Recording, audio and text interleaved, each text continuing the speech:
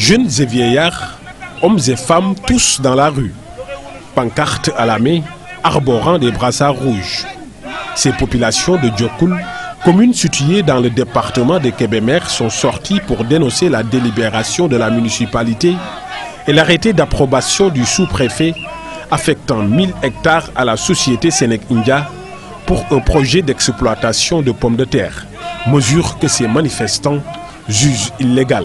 Ils disent que le projet est un projet de l'État. Or, ça c'est archi faux. C'est une société Sénèque India.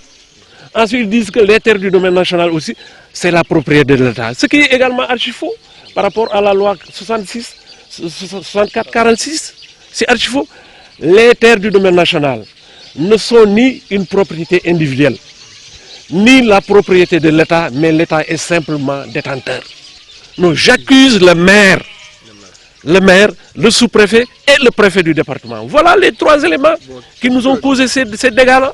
Une grande partie de la population de Diokoul vit dans l'agriculture et l'élevage. Mais ces paysans risquent aujourd'hui de perdre leurs terres avec la venue de ce projet. Situation qui va les enfoncer davantage dans la pauvreté, se résigne Biram Khan. Ils sont venus prendre nos terres qui nous permettaient de vivre sans nous concerter.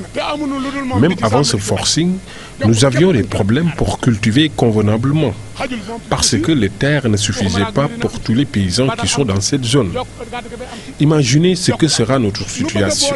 Imaginez ce que sera notre situation si l'on nous prive le peu de terre que nous avons. Il faut qu'ils arrêtent. Pointé du doigt par les manifestants, le maire Sersad Boudiak s'inscrit en faux contre ces accusations.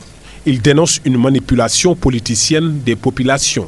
C'est une société sénégalo-indienne qui a obtenu du gouvernement du Sénégal un contrat d'achat de pommes de terre.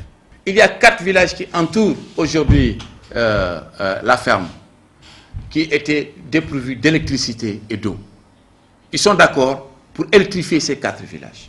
Et les gens ont accepté de me prendre au moins 1500 emplois fixes avec un salaire de base minimum de 65 000 francs par mois.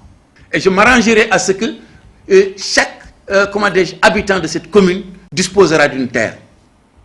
L'échantillon que vous avez vu sur la route ne sont pas des paysans du tout. Non, c'est des politiciens, c'est des opposants au régime. Ils s'opposent à tout. Mais les paysans, ils savent qu'on a réglé le problème.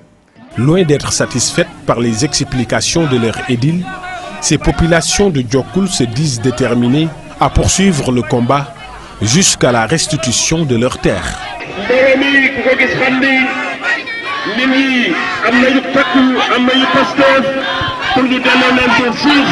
Oumar Kairé Louga, Walfadjri.